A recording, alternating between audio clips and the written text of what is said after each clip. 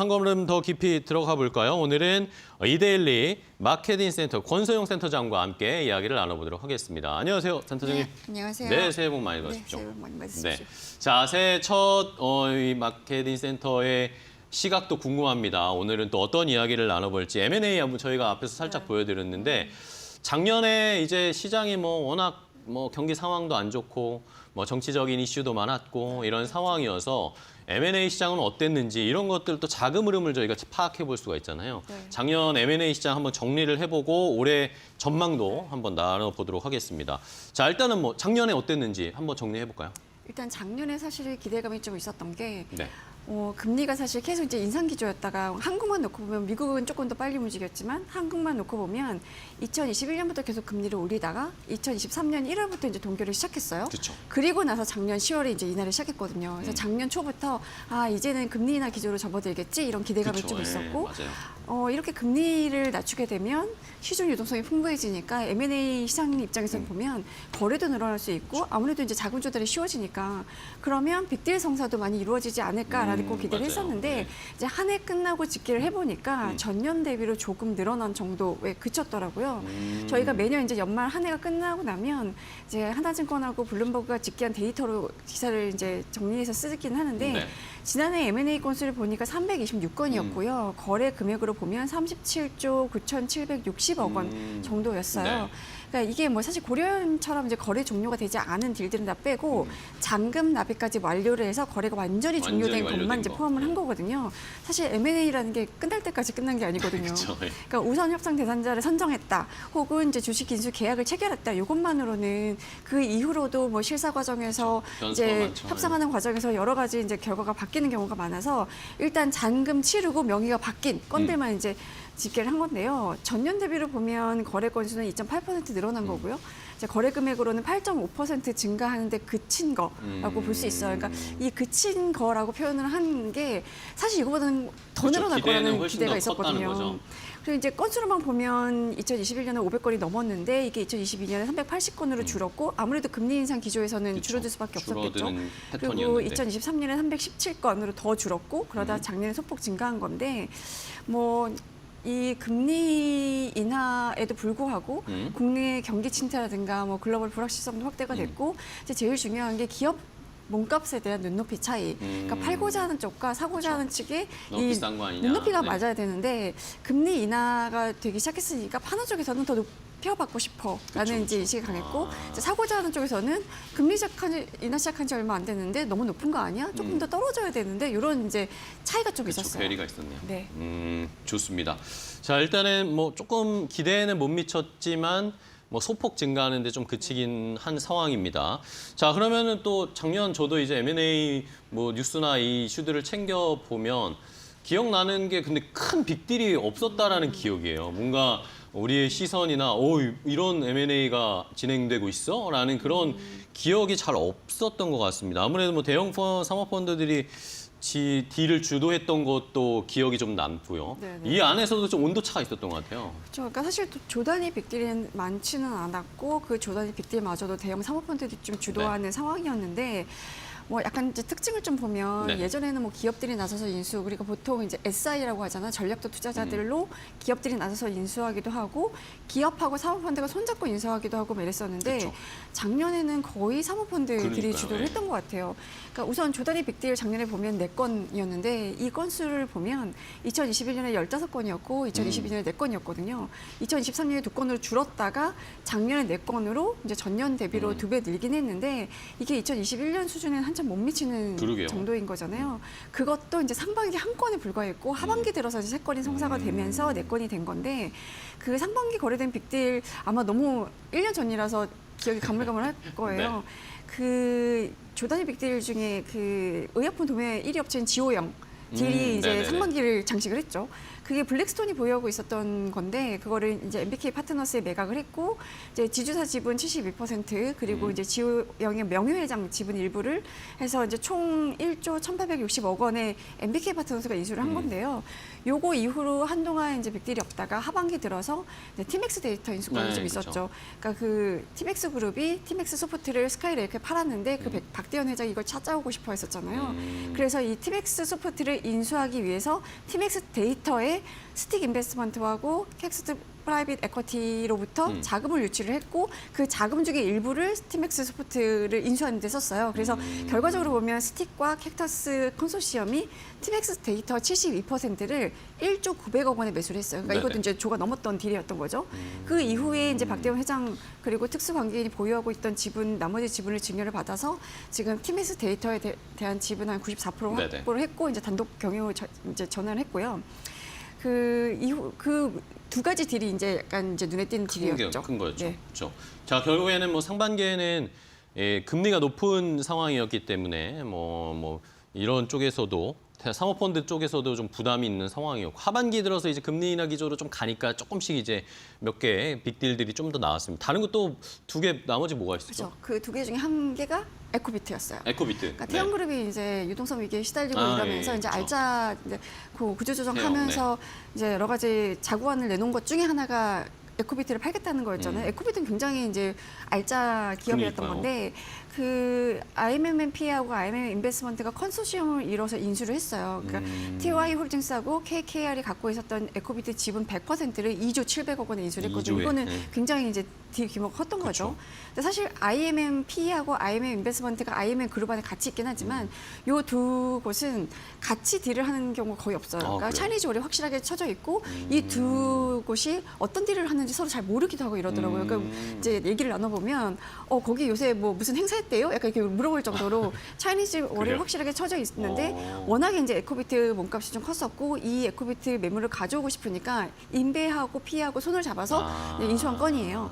그리고 이제 KJ 환경이라는 폐기물 업체, 그러니까 국내 플라스틱 폐기물 업체로는 1위인데 여기도 이제 주인이 바뀌었어요. 여기도 원래 사모펀드 제네시스 P라는 곳이 갖고 있었던 네네. 곳인데 이제 이큐티 파트너스가 한 1조 원 정도 인수한 것으로 알려졌거든요. 근데 이큐티 파트너스는 이제 토종 사모펀드는 아니고 스웨덴 발렌베리 그 그룹의 계열사고 네네. 이제 유럽 에서는 아마 최대 규모의 사모펀드인 걸로 이제 알려져 있는데 이퀴티 파트너스가 한 1조 원 정도의 인수를 해서 요 두 곳만 해도 이제 폐기물 업체의 테마가 형성이 되는 거죠. 그러게요. 그러니까 빅딜 4개 중에 2개가 이제 폐기물 업체였고 이 조단위 빅딜 말고도 폐기물 업체 M&A가 작년에 상당히 이루어졌어요. 그러게요. 그러니까 예를 들면 JN텍이라고 이제 매립 용량으로는 최대 규모인 이제 폐기물 매립 업체인데 여기가 9월에 어펄마 캐피탈하고 더한 파트너스 컨소시엄이 이제 지분 51%를 인수를 하는 이제 1차 거래를 마무리했고요. 네. 아마 나머지 지분까지 인수하는 2차 거래까지 하면 아마 한 5,100억 원 정도의 인수가 마무리될 것 같고 글렌우드 PE가 부방그룹의 수처리 자회사 3곳 이제 네. 2,600억 원에 인수를 했는데 이제 수처리 자회사니까 여기도 약간 어찌 보면 이제 폐기물 업체라고 볼 수 있는 거죠. 그래서 작년 M&A의 테마라고 하면 단연 폐기물 폐기물이었죠. 업체의 M&A 이렇게 주인의 손바뀜이 있었다라고 할 수 있는 겁니다. 네. 자, 어쨌든 뭐 작년에는 뭐 전반적으로 M&A 시장이 활발하지 않았고 약간 뭔가 보수적, 안정적으로 투자하려고 해서 그런 테마가 형성되는지는 모르겠지만 폐기물 업체들 M&A가 유난히 작년에 많은 상황이었습니다. 자, 그러면은 어쨌든 저희가 정리를 해보니까 결국에는 대형 사모펀드 위주로 M&A 시장이 거의 작년에는 건수도 많지 않았지만 그 비중도 좀 몰려있는 상황이었는데 자, 이런 대형 사모펀드 위주로 딜이 이루어진 이유는 뭘까요? 지금 돈 있는 곳이 대형 사모펀드밖에 그런가요, 없어요. 결국에? 그러니까 네. 사실 시장 불확실성이 굉장히 큰 상황에서 뭐 이제 그 연기금 공제 이런 데들은 네. 계속 돈이 들어오잖아요. 그러니까 국민연금만 해도 매달 이제 국민연금을 내는 돈들이 들어오고 있으니까 이걸 네. 어딘가에 투자를 해야 되는 건데, 그러니까 운용을 해야 되는 거죠. 그러니까 연기금 공제 이런 것들 돈이 계속 들어오니까 이제 굴려야 되고 그 굴릴 때 이제 직접 투자도 하지만 뭐 우리가 보통 이제 주식 채권 이런 데 투자를 하고 이러지만 이제 대체 투자도 많이 하잖아요. 근데 이 사모펀드 부문에서 위탁 운용사도 뽑아요. 네. 그래서 이제 출자를 하는데 대형 사모펀드들이 아무래도 이제 업력도 길고 이제 인지도도 있고 트랙 레코드, 그러니까 과거에 투자해서 수익률을 얼마나 올렸는지 이런 트랙 레코드가 좋으니까 네. LP들 자금이 이렇게 쏠리는 거예요. 게다가 이제 새마을금고 사태가 좀 있었잖아요. 네네. 새마을금고에 뭐 특정 이제 신생 사모펀드에 출자를 했는데 약간 유착관계 이런 것들이 좀 알려져서 뭐 구속이 되고 뭐 이런 사태가 이제 터졌었는데 그 이후로는 더 신생 PE라든가 아니면 루키 PE보다는 안정적이고 인지도 있는 대형 사모펀드 사모펀드에 출자하는 기조가 조금 굳어지는 경향이 좀 있거든요. 그러니까 돈이 사모펀드, 특히 이제 대형 사모펀드에 몰렸고 몰렸군요. 실탄이 있는 곳이 이제 M&A 시장을 주저할 수밖에 없는데 그래서 이 자금 조달이 이제 상대적으로 좀 어려운 중소형이라든가 신생 PE들은 공동 펀드를 운용하자. 이래서 이제 대형 사모펀드한테 가서 제안을 하기도 하고 기업들 같은 경우도 이제 투자 자금이라든가 뭐 이제 유동성 확보가 좀 필요할 때 옛날에 뭐 은행에 가서 대출을 받거나 대출 이랬잖아요. 받는 아니면 회사채를 발행하거나 이런 경우들이 많았는데 요새는 일단 대형 사모펀드한테 이제 투자 제안서를 보내는 거예요. 그래서 이제 고려원 돈이 같은 있으니까, 경우도 그쪽이. 예. 지금 분쟁이 일어나기 전에 MBK 파트너스에 투자를 위한 제안서를 보냈었다고 하잖아요. 이런 식으로 대형 사모펀드들이 돈이 있으니까 돈이 있는 곳에 이제 찾아가서 여러 가지 제안도 해보고 매물 나왔는데 팔려고 하는데 어떻게 생각하시냐 뭐 이렇게 이제 티저리터들이 이제 사모펀드를 많이 가는 거죠. 결국에는 뭐 작년에는 M&A 시장 전반적으로 조금 침체되어 있는 상황이었기 때문에 돈이 있는 쪽만 움직였고 나머지 뭐 일반 기업이라든지 중소형 사모펀드에서는 큰 움직임이 안 나왔던 거라고 결론을 낼 수가 있겠네요. 자, 그러면 이제 새해가 됐습니다. 2025년이 됐는데 그러면 이제 올해는 M&A 시장이 어떨지 일단은 뭐 아직까지는 뭐 불확실성이 너무 많고 정치적인 상황, 뭐 경기도 안 좋을 거다.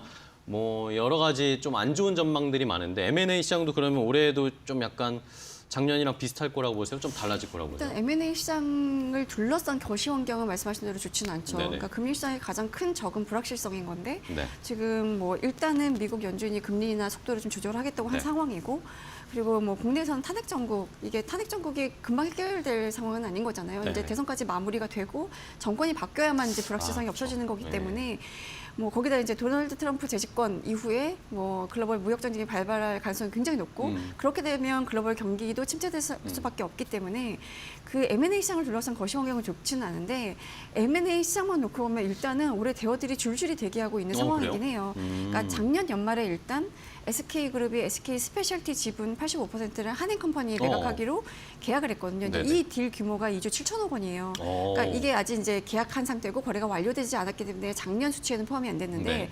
거래가 완료되면 올해 M&A 거래 금액에 포함이 될 거잖아요. 그쵸. 일단 이제 3조 원에 가까운 규모이기 때문에 이제 규모가 어느 정도 될 거고 또 한 가지가 롯데그룹이 사모펀드 어피니티의 롯데렌탈 지분 한 절반 정도를 네. 매각하기로 했잖아요. 그것도 네네네. 이제 규모가 롯데렌탈. 1조 원이 훌쩍 넘기 때문에 네. 이것도 이제 빅딜 이 뭐 연초에 혹은 이제 상반기 내에 거래가 완료가 되면 이제 올해 M&A 규모의 집계가 될 거고 여기에 CJ 제일대장의 바이오 사업부라든가 아니면 롯데 손해보험, 롯데 카드, 뭐 네네. K카 뭐 이렇게 약간 좀 덩치 큰 매물들이 뭐 대기 중이라서 이게 실제로 주인을 찾으면 M&A 거래 규모는 굉장히 커질 거고요. 네. 그리고 한편으로는 이제 사모펀드들이 블라인드 펀드를 조성을 하고 아직 투자를 집행하지 않은, 그러니까 지금 현금으로 갖고 있는 게 드라이 파우더라고 하거든요. 그러니까 사실 블라인드 펀드라는 거는 출자 확약을 받은 다음에 어떤 투자 대상을 정해서 우리 여기 투자할 거예요 하고 이제 캐피탈 콜을 하면 네. 여기 LP들이 돈을 써주는 그쵸, 시스템인데 그 출자 확약을 받아놓은 돈이 상당하다는 거예요. 그러니까 사모펀드들은 이 돈을 어떻게든지 소진을 해야 되잖아요. 어디인가 투자를 해야지 이걸 현금으로 들고 있는, 네네. 그러니까 사실 현금으로 갖고 있는 건 아니지만 확약을 받아놓고 투자를 안 할 수는 없는 거니까. 그리고 실제로 이제 작년 12월 기점으로 펀드 결성을 완료한 하우스들이 상당해요. 그러니까 사모펀드들은 이걸 어딘가에 투자를 해야 되고 이제 매물을 찾는, 이제 적극적으로 매물을 찾는 과정들이 좀 이어질 텐데 그런 과정에서 이제 눈높이가 맞으면 딜은 좀 성사가 되지 않겠냐 뭐 이런 기대감이 좀 있는 거죠. 네. 자, 그러면은 뭐 상반기에는 어쨌든 뭐 정치적인 불확실성이나 트럼프의 이 방향성들을 보면서 조금 숨어 있을 수도 있겠지만 뭔가 이런 것들이 해결되고 우리나라도 정권이 바뀌거나 뭐 정치적인 게 안정이 되면 하반기부터는 또 활발하게, 아니면 정부 정책 이런 것도 봐야 되니까 트렌드를 봐야 되니까 하반기에는 M&A가 좀 활발해질 수 있는 가능성은 있어 보입니다. 그럼 올해도 결국에는 M&A 시장은 작년처럼 대형 사모펀드 위주로 갈 거라고 보세요? 아니면 대기업들도 뭔가 M&A 좀 할까요? 어떻게 보세요? 그러니까 사실 이제 경기가 지금 어려우니까 기업들 올해 이제 신년사 이런 거 보면 죄다 막 긴축 경영, 비상 경영, 네. 뭐 구조 조정 이런 네. 것들이 이제 키워드로 나와 있거든요. 이런 이야기 많죠. 그래서 지금 기업들이 뭔가 이제 어떤 M&A 나서서 신성장 동력을 확보하기에는 네. 조금 이제 여력이 없는 것 같고 기존에 있는 사업부를 구조조정해서 사업을 재편하고자 하는 곳들이 많을 거예요. 그래서 기업들은 이제 파는 입장이 될 가능성이 너무 높은 거죠. 사는 입장이 되기보다는. 네네. 그렇게 기업들이 이제 파는 매물에 사모펀드들이 이제 눈독을 좀 들이지 않을까 하는 생각이 좀 드는데 사실 이제 이 시장에서는 카브아웃 딜이라는 표현을 좀 많이 쓰는데 카브아웃이요? 카브아웃이라는 게 어디 이렇게 도려낸다는 표현인 거잖아요. 그러니까 기업들이 뭐 비주력 사업 부분을 잘라서 팔거나 팔고 현금화하고. 아니면 이제 구조조정을 해야 되고 유동성을 확보를 해야 돼서 기존에 갖고 있었던 계열사 중에 조금 알짜인 매물들을 좀 잘라서 팔아서. 파는 이런 카브아웃들이 대세를 이룰 거다라는 전망들이 좀 네네. 높은데 실제로 작년에 카브아웃들이 굉장히 많이 늘었어요. 카브아웃들 이제 집계를 좀 해보니까 네. 2021년에 10건이었고 2022년에 8건이었거든요.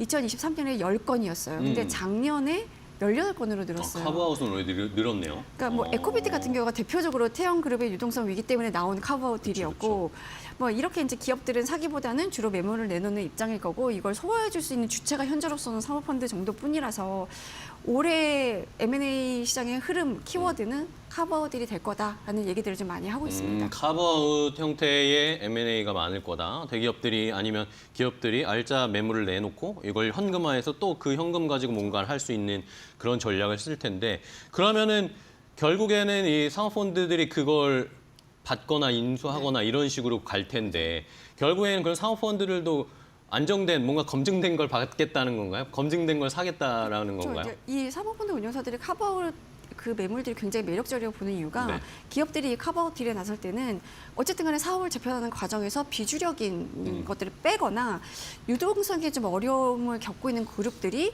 뭔가 이제 현금 확보를 위해서 파는 거거든요. 그러려면 상태가 좋지 않거나 뭐 위기에 몰린 매물을 내놓는 게 아니라 굉장히 알짜, 그쵸. 굉장히 네. 괜찮은 기업들을 그래야 잘 팔리잖아요. 그렇지 않은 거는 안 팔리겠죠. 그렇죠. 네. 그래서 그런 약간 알짜 매물들이 지금 많이 나오는데 사모펀드 입장에서는 딱 이런 느낌인 거예요. 어느 정도 검증이 됐고 매력적이고 안정적인 매물일 수밖에 없는 거예요. 그러니까 기본적으로 대기업 이 그룹 내에서 검증된 관리 시스템 시스템 하에서 안에 있었고. 이제 관리가 됐고 적절한 고객을 확보하고 있고 현금 창출 능력이라든가 아니면 뭐 설비, 인력 이런 것도 조금 우수한 그렇죠. 이제 이런 알짜 매물일 가능성이 높다라는 거죠. 그래서 실제로 현금 창출력을 갖춘 대기업 계열사를 인수하면 수익률이 보장된다라는 그 데이터들이 많이 축적이 되어 있어요. 그래서 지금 뭐 아까도 말씀드렸지만 지금 CJ제일제당의 바이오 사업부라든가 SK 이노베이션이 보유하고 있는 SK 아이테크놀로지 지분 이런 것들이 이제 그 시장에서 보는 알짜 카버 매물이라고 보고 있기도 하고요. 지금 롯데그룹이 이제 유동성 상황이 안 좋으니까 계속 알짜 매물들을 내놓고 있잖아요. 네네. 롯데레탄도 마찬가지고 뭐 지금 롯데칠성음료의 주류 사업이라든가 롯데케미칼의 해외 사업부, 뭐 롯데 호텔 브랜드 중에 이제 L7이라든가 시티 그쵸. 호텔, 뭐 롯데 홈쇼핑, 롯데 알미늄 뭐 여러 가지 이제 계열사들이 거론되고 있는데 이게 사모펀드 입장에서는 정매물 괜찮을 것 같은데라고 그러게요. 느낌이 오는 이런 매물들이 상당히 있다는 거죠. 그렇습니다. 뭐 롯데 호텔 롯데 쪽 이야기도 해주셨지만 저도 뭐 뉴스 보니까 요즘에 뭐 KT나 GS 쪽에서도 호텔 내놓는다 뭐 이런 뭐 고급 호텔 내놓는다 이런 이야기들이 많이 나오면서 뭐 관심 있는 데들이 생기더라고요. 자 그렇다면은 이제 테마가 궁금한 거죠. 마지막으로 M&A. 작년에는 아까 말씀해 주신 것처럼 폐기물 쪽이었는데 올해는 뭐가 인기 있을 거라고 보세요? 그러니까 사실 폐기물 업체가 작년 테마였던 거는 이게 어쨌든 ESG랑 연결되어 있는 부분도 있었고 네. 폐기물 업체의 이제 몸값에 대한 좀 어느 정도 정점을 찍었다 이런 이제 인식들도 좀 있어서 약간 이제 손바뀜이 좀 이루어졌던 건데 뭐 기본적으로 이제 올해 M&A 시장에서 주목하고 있는 매물들은 뷰티 업종들이 좀 많아요. 화장품. 그렇죠. 그러니까 이 사실 지난해도 인기가 좀 많았긴 한데 워낙에 지금 해외에서 K 뷰티에 네, 그쵸, 대한 그쵸. 열풍이 이제 상당하잖아요. 그래서 올해 첫 M&A 소식 이제 네, 나왔죠. 마녀공장이었는데 마녀공장 나왔죠. 네. 뭐 여기 사실 이제 코스닥 상장사고 원래 국내 사모펀드인 KLN 파트너스가 이제 마녀공장의 경영권 인수를 하기로 이렇게 계약을 했다라는 소식 때문에 이제 최근 며칠간 주가도 많이 그쵸. 올랐잖아요. 오늘은 좀 하락하고 있던데 인수 규모 한 1,900억 원 정도. 그래서 이 지분 인수 가격을 기준으로 이제 산정한 기업 가치가 3,700억 원인데 네네. 이게 지금 현재 코스닥 시장에서 거래되고 있는 시가총액 대비로는 꽤 이제 높은 그러니까 경영권 프리미엄 한 1,000억 이상 쳐준 그러니까요. 가격인 거예요. 근데 마녀공장이라는 데를 아마 여성분들은 많이 아실 텐데 인디 브랜드로 굉장히 유명하거든요. 여기 클렌징 오일도 되게 유명하고 세럼 에센스 이런 것들이 네. 굉장히 유명한데 기본적으로 전체 매출의 절반이 해외에서 나오는 그러니까 그쵸. 해외 해외 시장에서 좀 주목받는 곳이기도 해요. 그리고 뭐 미국의 코스코라든가 뭐 월타 이런 데도 입점을 해 있기도 하고 이제 마녀공장이라는 브랜드 말고도 서브 브랜드로 뭐 아워비건이라든가 뭐 바닐라 부티크, 뭐 노머시 이런 것들을 보유하고 있어서 이런 거에 대한 이제 가능성을 좀 높게 본 것 같아요, 사모펀드가. 그래서 이런 이제 마녀공장을 시작으로 이제 이런 K뷰티의 열풍을 이어서 이런 매물들이 나오면 이제 사모펀드들은 뭐 이제 마녀공장처럼 그렇죠. 경영 프리미엄을 1,000억 이상을 주고라도 사겠다. 뭐 이런 분위기가 해외에서 이어지지 잘 않을까 팔리니까 돈이 싶은데 될 거라고 생각하는 거죠. 실제로 작년 화장품 수출액 보니까 102억 달러. 100억 달러 넘었습니다. 네, 100억 달러 처음으로 넘었잖아요. 전년 대비로도 한 20% 넘게 늘어난 수준이라서 이런 이제 K뷰티 매물들 좀 주목해 볼 만하고요. 그리고 반대로 이제 한쪽에서 보면 이제 유통, 이커머스 이런 데들은 여기는 좀 힘들겠다. 올해도 사실 그러니까요. 예. 지금도 뭐 홈플러스 익스프레스라든가 뭐 11번가 이런 데들이 매물로 많이 나와 있긴 한데 이제 원매자를 그쵸. 찾기 힘든, 사겠다는 것을 찾기 힘든 상황이라서. 관심이 좀 떨어져요. 비싼데 그만큼 효율이 날까 이런 그쵸. 이야기 많이 나오죠. 네. 뭐 쿠팡 국내에서는 쿠팡 네이버가 거의 다 그렇죠. 이제 휩쓸고 있는 양강구도가 상황이고. 이제 더 공고해진 그러니까요. 상황이라서 그 이외의 이런 플랫폼들은, 그러니까 이커머스 플랫폼들은 좀 쉽지 않겠다라는 그러니까 생각이 좀 손이 듭니다. 잘 안 갑니다. 자, 그럼 마지막으로 반도체 쪽도 하나 좀 봐야 될 것 같아요. 반도체 소부장 오늘 요즘 뭐 반도체 새해 들어서 잘 가고 있잖아요. 네. 주가가 이러다 보니까 반도체 안에서도 이제 뭔가 변화가 나타나야 되는 상황이어서 M&A 이야기가 나올 거다 이런 이야기들이 많아요. 매물 나온 게 있나요? 그러니까 반도체 소부장 쪽에서도 이제 주 단위 매물들이 좀 있죠. SK 네. 실트론이 이제 4조 정도 거론되고 있고 HPSP 이런 데가 예. 이제 2조 정도로 거론되고 있긴 한데 지금 반도체 M&A에 있어서 핵심은 이 반도체 소부장 업체의 주요 고객이 삼성전자냐, 네, SK 그쵸. 하이닉스냐에 따라 좀 갈리긴 한데요. M&A 시장도 똑같군요. 그렇죠. 삼성전자를 주요 고객사로 두고 있을 경우에는 좀 불안한데 뭐 네. 이런 분위기고요. SK 하이닉스를 고객사로 두고 있는 데는 뭐 워낙 이제 AI 반도체 생태계에서 SK 하이닉스가 좀 이제 휘어잡고 있는 네. 상황이니까 여기에 공급하는 곳이라면 이제 성장한 가능성이 좀 있네라고 보는 상황이라서 실제로 이제 삼성전자의 반도체 파트너로 꼽히는 뭐 세미파이브라든가 뭐 SFA 반도체라든가 아이텍 이런 데들은 대기업들이 이제 인수 검토를 했다가 이제 결국은 드랍한 상황이기도 하거든요. 그러니까 이런 이제 반도체 소부장 업체들도 좀 주목받고 있긴 하지만 고객사가 누구냐에 따라서 그러네요. 좀 갈릴 것이다라는 전망들이 좀 나오고 있습니다. 그렇습니다. 결국에는 뭐 반도체 M&A 시장도 똑같네요. 팀 엔비디아, 그렇죠. 팀 엔비디아의 하단에 있는 회사인가 아닌가를 네. 잘 가늠을 해야 되는 상황입니다. 자, 일단은 뭐 전반적으로 M&A 시장 뭐 좀 개선이 되려면 경기도 좀 좋아져야 되겠고 우리나라 정치 상황도 조금 안정이 돼야 되겠죠. 그래야 이제 기업들도 투자를 하고 또 새로운 M&A를 통해 또 새로운 시너지를 낼 수 있는 또 도화선이 될 수 있는 그런 대기업들의 움직임도 좀 나타나야 주식시장에도 좀 영향이 많이 있을 텐데 올해 한번 좀 기대를 해보겠습니다. 하반기에는 그래도 좀 한 곱이 넘기고 좀 기대를 해봐야 되겠습니다. 자, 오늘 권선우 센터장과 함께 M&A 시장 전반적으로 정리해봤습니다. 오늘도 좋은 인사이트 주셔서 감사하고요. 다음 시간에 또 뵙도록 하겠습니다. 고생 많으셨어요. 네, 감사합니다. 고맙습니다.